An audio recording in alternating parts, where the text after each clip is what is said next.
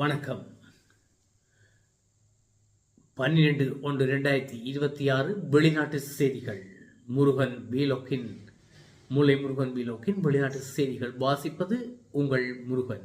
முதலில் தலைப்புச் செய்திகள். நோபல் பரிசை யாருக்கும் மாற்ற முடியாது. மச்சாடோ கருத்துக்கு நோபல் நிறுவனம் அதிரடி. உயிர் காக்கும் மருத்துவத்துறையை விட உயிர்களை பறிக்கும் ராணுவ செலவினம் அதிகரிப்பு. உலக சுகாதார ஸ்தாபன தலைவர் கவலை. மக்கள் புரட்சியால் பற்றி எரிகிறது ஈரான். உதவுவதற்கு தயார் நிலையில் அமெரிக்கா. ட்ரம்ப் அறிவிப்பு. தென் ஆப்பிரிக்கா கடற்பரப்பில் சீனா, ரஷ்யா, ஈரான் கூட்டு பயிற்சி. கனடிய பிஜிபி விசா திட்டம் தற்காலிகமாக நிறுத்தம்.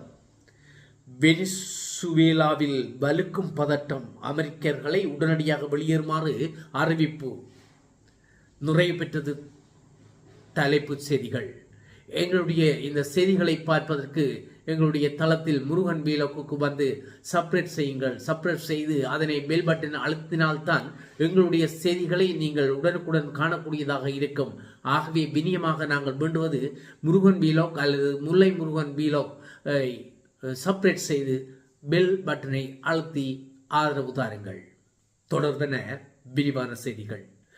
வெனிசுவேலா எதிர்கட்சி தலைவி மரியா கொரினா மச்சாடோவுக்கு வழங்கப்பட்ட 2025 ஆண்டிற்கான அமைதிக்கான நோபல் பரிசை அமெரிக்க ஜனாதிபதி டொனால்ட் ட்ரம்பிற்கு மாற்றவோ அல்லது பகிரவோ முடியாது என நோர்வே நோபல் நிறுவனம் திட்டவட்டமாக தெரிவித்துள்ளது. வெனிசுவேலாவின் முன்னாள் ஜனாதிபதி நிக்கோலஸ் மதுரோவையும் அவரது மனைவியையும் அமெரிக்க படைகள் அண்மையில் கைது செய்தன. இந்த நடவடிக்கைக்கு நன்றி தெரிவிக்கும் வகையில் தனக்கு கிடைத்த நோபல் பரிசை ஜனாதிபதி ட்ரம்புக்கு வழங்க விரும்புவதாக மரியா கொரினா மச்சாடோ ஒரு நேர்காணலில் சூட்சமமாக தெரிவித்தார். இது உலக அளவில் பெரும் விவாதத்தை ஏற்படுத்தியது.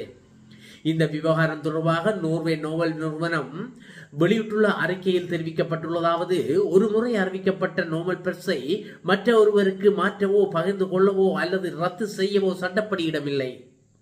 நோபல் அறக்கட்டளையின் விதிப்படி விருது குறித்த தீர்மானம் இறுதியானதும் மற்றும் நிலையானதும். இதற்கு எதிராக மேல்முறையீடு செய்ய முடியாது. விருது பெற்றவர்கள் அதன் பின்னர் செய்யும் செயல்கள் அல்லது அவர்கள் வெளியிடும் கருத்துக்கள் குறித்து நோபல் குழு எந்தவித விமர்சனமும் செய்யாது.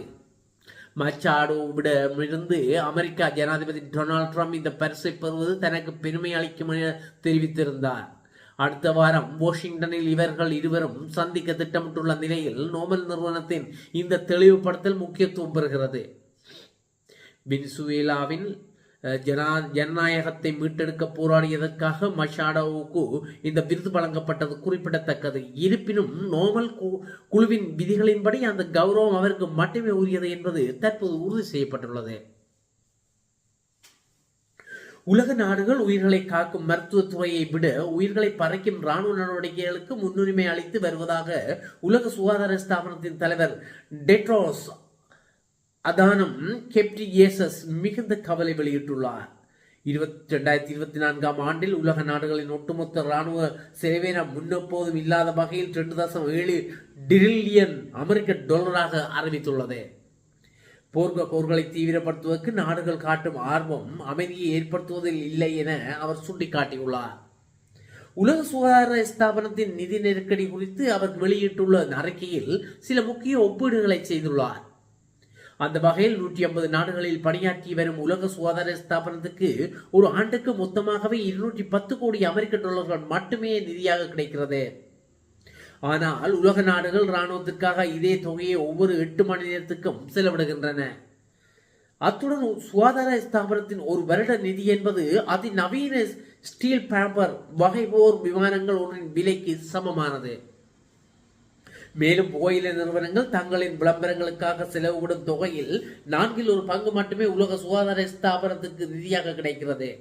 தற்போது உலகுக்கு தேவையானதும் உயிர்களை பாதுகாப்பதில் பாரிய கவனம் செலுத்துவதே ஆகும். போர்களை தீவிரப்படுத்துவதை விட அமைதியை நிலைநாட்டுவதற்கு முயற்சிகளில் ஈடுபடுவதே மனித குலத்துக்கு சிறந்த மருந்து என டெட்ரோஸ் அதானம் வலியுறுத்தியுள்ளார். உலகளாவிய சுகாதார திட்டங்களுக்கான நிதி ஒதுக்கீடு பாரிய அளவில் வீழ்ச்சியடைந்து வருவது எதிர்காலத்தில் பெரும் சுகாதார நெருக்கடிகளை உருவாக்கக்கூடும் என்றும் அவர் எச்சரித்துள்ளார். ஈரானில் பொருளாதார நெருக்கடி மற்றும் விலைவாசி உயர்வு ஆகியவற்றால் போராட்டம் நடைபெற்று வரும் நிலையில் போராட்டக்காரர்களுக்கு உதவ அமெரிக்கா தயாராக உள்ளது என அமெரிக்க ஜனாதிபதி டொனால்ட் ட்ரம்ப் தெரிவித்துள்ளார். மேற்காசிய நாடான ஈரானில் ஏற்பட்டுள்ள கடும் பொருளாதார நெருக்கடியால் அத்தியாவசிய பொருட்களின் விலை விண்ணை முட்டும் அளவு உயர்ந்துள்ளது. இதேபோன்று வரலாறு காணாத வகையில் அமெரிக்க டாலருக்கு நிகரான ஈரான் நாணயமான ரியாலின் மதிப்பும் சரிந்துள்ளது. மதகுரு அயதுல்லா கமேனி ஆட்சிக்கு எதிரான போராட்டங்கள் தீவிரமடைந்துள்ளன. பாதுகாப்பு படையினருக்கும் போராட்டக்காரர்களுக்கும் இடையேயான மோதல்களில் 100க்கும் மேற்பட்டோர் உயிரிழந்துள்ளதுடன் 2600க்கும் மேற்பட்டோர் கைது செய்யப்பட்டுள்ளதாக மனித உரிமைகள் அமைப்புகள் தெரிவிக்கின்றன. ஈரான் முழுவதும் இணைய சேவைகள் முடக்கப்பட்டு தொலைபேசி இணைப்புகள் துண்டிக்கப்பட்டுள்ளதால் போராட்டத்தின் உண்மையான வீரியத்தை அறிவதில் சிக்கல்கள் நீடிப்பதாக தெரிவிக்கப்பட்டுள்ளது. இந்த நிலையில் போராட்டக்காரர்களை பயங்கரவாதிகள் என ஈரானிய அரசு ஊடகங்கள் சித்தரித்து வருகின்றன. இதனிடையே ஈரானிய பிரதமர் நீதியரசர் முகமது முவஹிதி ஆசாத் விடுத்துள்ள எச்சரிக்கை நிலைமை மேலும் பதட்டமடைய செய்கிறது.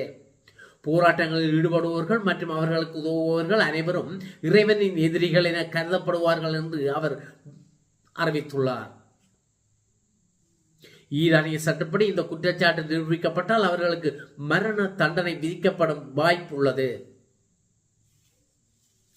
தென்னமெரிக்க கடற்பரப்பில் சீனா, ரஷ்யா மற்றும் ஈரான் ஆகிய நாடுகள் ஒன்றிணைந்து முன்னெடுக்கும் ஒரு வார கால கூட்டு கடற்பயிற்சிகள் நேற்று ஆரம்பமாகின. பிரிக்ஸ் பிளஸ் நாடுகளின் ஒத்துழைப்புடன் நடைபெறும் இந்த பயிற்சியானது கடல்சார் போக்குவரத்து மற்றும் பொருளாதார நடவடிக்கைகளின் பாதுகாப்பை உறுதி செய்வதை நோக்கமாக கொண்டது என தெரிவிக்கப்பட்டுள்ளது.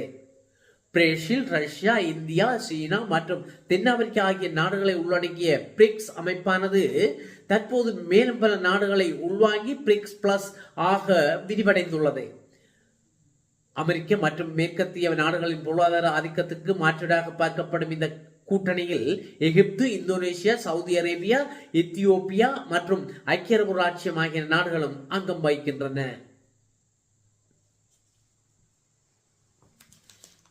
கனடாவில் வசிக்கும் நிரந்தர குடியிருப்பாளர்கள் மற்றும் குடிமக்கள் தங்கள் பெற்றோர் மற்றும் தாத்தா பாட்டிகளை அனுசரணை செய்து நிரந்தரமாக தம்முடன் அழைத்து வருவதற்கான திட்டத்தில் புதிய விண்ணப்பங்களை ஏற்பதை கனடா அரசாங்கம் தற்காலிகமாக நிறுத்தி வைத்துள்ளது.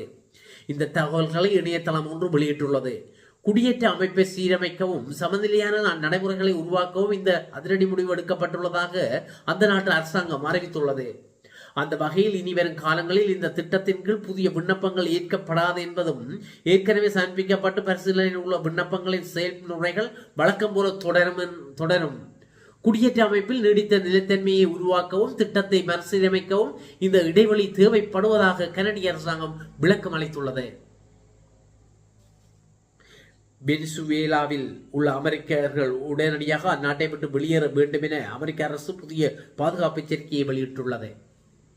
பாதுகாப்பு நிலை மோசமடைந்துள்ளதையும் அவசர உதவி வழங்க அமெரிக்க அரசால் இயலாத நிலைமையின் காரணமாக வைத்து அந்த எச்சரிக்கை விடுக்கப்பட்டுள்ளதாக சர்வதேச ஊடகங்கள் தெரிவிக்கின்றன.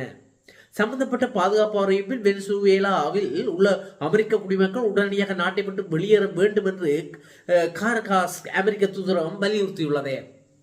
இந்த எச்சரிக்கை வெனிசுவேலா சாலைகளில் ஆயுதம் தாங்கிய குழுக்கள் செயற்படுவதாக வந்த தகவல்களை அடிப்படையாக கொண்டு விடுக்கப்பட்டுள்ளது.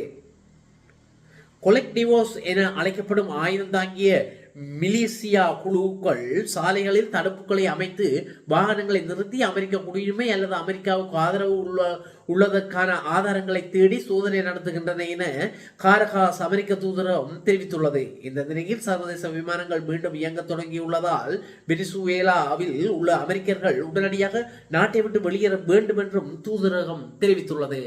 இத்துடன் இந்த வெளிநாட்டு செய்திகள் நிறைவேற்றன. மீண்டும் ஒரு செய்தியில் உங்களை சந்திக்கும் வரை அறிவிடம் விடைபெற்றுக் கொள்வது நன்றியுடன் உங்கள் முருகன். வணக்கம்.